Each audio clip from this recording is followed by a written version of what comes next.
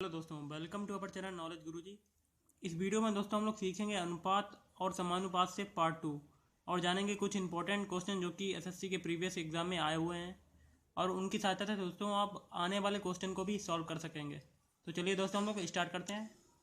तो हमारा पहला क्वेश्चन है P/Q = 2/3।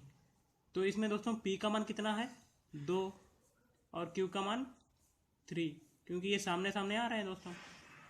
तो ये P का मान 2 हो गया, Q का मान 2, Q का मान 3 हो गया। तो हमें निकालना है इसका मान। तो इसको लिख लेंगे हम लोग पहले 4P - 2Q/3P + 2Q। अब P और Q के मान रख देंगे हम लोग दोस्तों। तो ये हो जाएगा 4 × 2 - 2 × 3 अपान, तो 3 × 2 और +2 × 3। तो ये हो जाएगा दोस्तों 8 - 6/6 + 6। तो ये हो जाएगा 2/12। तो इसका मान आ जाएगा दोस्तों 1/6। ये हमारा आंसर आ जाएगा दोस्तों। ये क्वेश्चन मैंने इसलिए कराया क्योंकि इस टाइप के क्वेश्चन को करने में कभी कभी गलती हो जाती है, तो मैंने इस टाइप का क्वेश्चन आपको कराया। चलिए दोस्तों अगला क्वेश्चन करते हैं जो कि इंपॉर्टेंट है। हमारा अगला क्वेश्चन है, एक विद्यालय में 400 विद्यार्थी थे, तो टोटल स्टूडेंट कितना दे रहा है दोस्तों =400। और इसमें लड़के तथा लड़कियों का रेशियो कितना है, मीन्स बॉयज़ एंड गर्ल्स का रेशियो कितना है 5:3। तो हम लोग इस रेशियो की सहायता से टोटल बॉय और टोटल गर्ल्स की संख्या निकाल सकते हैं। तो बॉय की संख्या कितनी होगी, पहले ये लिखेंगे 5 और टोटल में से 5, फिर बटे इनका दोनों का ऐड, मतलब दोनों का योग। तो ये 8 हो गया, तो 8 × 5 = 40। तो ये हो जाएगा 250 बॉय हो गए। तो 250 400 में घटाएंगे तो कितना बचेगा 150। तो 150 संख्या किसकी हो गई, गर्ल्स की। तो इसमें कह रहा है कि 50 लड़कियां और बढ़ गई हों, तो इसमें 50 बढ़ा दे रहे हैं हम लोग। तो कितनी संख्या हो जाएगी 200। तब लड़कों तथा लड़कियों का अनुपात क्या होगा, तो बॉय एंड गर्ल्स = लड़कों की संख्या कितनी 250, 50 ऐड हो गई लड़कियों में तो 200 हो गई। तो ये 0 से 0 कटा। अब 5 से ये काट देंगे, 5 × 20, तो 5:4। ये हमारा आंसर हो जाएगा। लड़के तथा लड़कियों का रेशियो हो जाएगा 5:4। आई होप आपको दोस्तों ये क्वेश्चन समझ में आया होगा। चलिए दोस्तों कुछ इंपॉर्टेंट क्वेश्चन करते हैं। हमारा अगला क्वेश्चन है, ABC में 3500 रुपये इस प्रकार वितरित किए गए कि उनका रेशियो दिया हुआ है A/B = 5:4, B/C = 3:2। तो B को कितने रुपए मिले। तो सबसे पहले हम लोगों को इनका रेशियो निकालना पड़ेगा A/B/C का। तो A/B का रेशियो कितना है 5:4। इसी प्रकार B/C का रेशियो क्या दिया हुआ है 3:2। अब ये जो खाली हुई जगह है इसको हम लोग, ये 4 वाला आए इधर, तो इधर हम लोग कॉपी कर देंगे। इसी प्रकार ये 3 वाला है, इसको भी हम लोग यहाँ पर कॉपी कर देंगे और इसमें हम लोग निकाल लेंगे A/B/C = 5 का गुणा 3 में करेंगे 15, 4 का 3 में करेंगे 12, फिर 4 का 2 में 8। तो इनका रेशियो आ गया दोस्तों। अब रेशियो की सहायता से हम लोग इनकी इनकम निकाल सकते हैं कि इन्हें कितने कितने रुपए मिले। तो B का पूछा गया, तो B के लिए क्या होगा, B का रेशियो कितना है 12, तो 12 इंटू कितने में से 3500 में से, और बटे में होगा इनका टोटल योग ऐड। तो 12 8 20, 20 15 कितना हो गया 35, 35 से ये कट जाएगा, तो 12 × 100, तो 1200 रुपये B को मिल गए दोस्तों। इस तरीके से आप दोस्तों इस टाइप के क्वेश्चन को आसानी से हल कर सकते हैं। चलिए 2-3 क्वेश्चन और करते हैं जो कि परीक्षा में आ सकते हैं। दोस्तों हमारा अगला क्वेश्चन है, राम और श्याम की आय में 3:2 का अनुपात है तथा उनके व्यय में 2:1 का अनुपात है।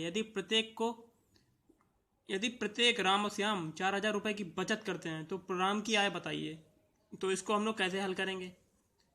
आपने दोस्तों सोचा होगा कि जैसे कि आपकी आय मैं माने ले रहा हूँ, आय है आपकी 20 रुपये एक दिन की, और आपका व्यय है एक दिन का 15 रुपये व्यय हो गया। तो इसमें जो डिफरेंस आएगा वो हमारी बचत कहलाएगी। तो इसमें कितना बचत डिफरेंस आ रहा है 5 का, क्योंकि आप अपनी आय से 15 रुपये खर्च कर रहे हैं और आपकी जेब में फिर कितना रह जाएगा 5 रुपये। तो यही चीज़ समझने वाली बात है इसमें दोस्तों। तो चलिए दोस्तों हम लोग स्टार्ट करते हैं। तो राम और श्याम 2 हैं, तो इनकी आय में अनुपात कितना है 3:2, और व्यय में अनुपात कितना है 2:1।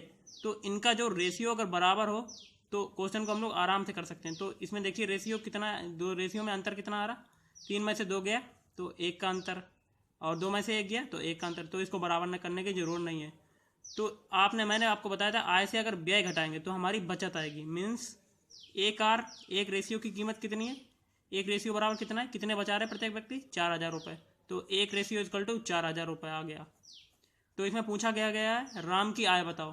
तो राम की आय कितनी है दोस्तों, राम की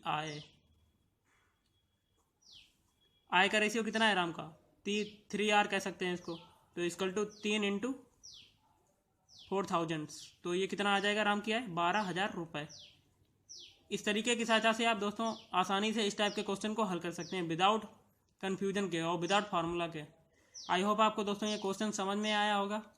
चलिए दोस्तों एक और क्वेश्चन करते हैं जो कि बहुत ही इंपॉर्टेंट है। दोस्तों हमारा अगला क्वेश्चन है, रीता व गीता प्रतिमाह 6000 रुपये व 8000 रुपये पाती हैं, दोनों क्रमशः 70% और 80% प्रतिशत खर्च करती हैं, तो दोनों की बचतों में अनुपात बताइए।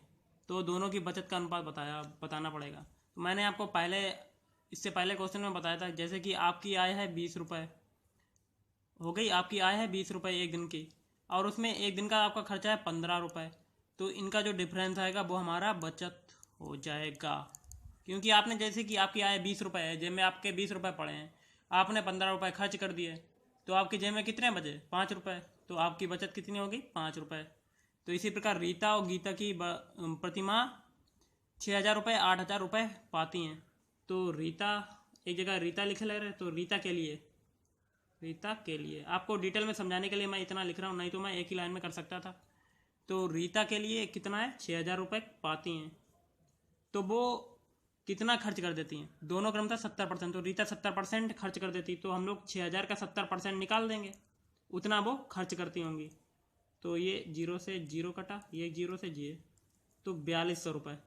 तो मतलब 6000 रुपये में से ये 4200 रुपये खर्च कर देती हैं, क्योंकि मैंने 6000 का 70% निकाला था, तो 4200 रुपये खर्च कर दिया। अब 6000 में से हम लोग 4200 घटा देंगे, तो कितनी उसकी बचत हो जाएगी, 1800 रुपये। मैंने आपको समझाने के लिए ये सब कर रहा हूँ मैं। तो आगे चलते हैं गीता के लिए।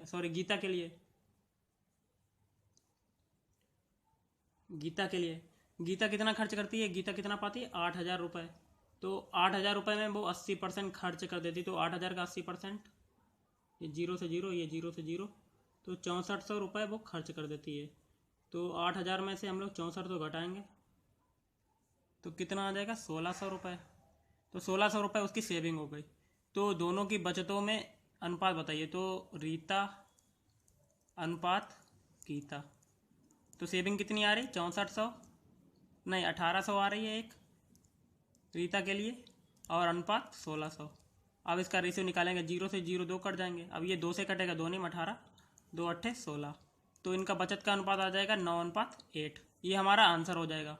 या तो अगर आप डायरेक्ट करना चाहते हैं रीता के लिए, तो दूसरी तरीका बताते हैं आपको बचत निकालने के लिए रीता के लिए।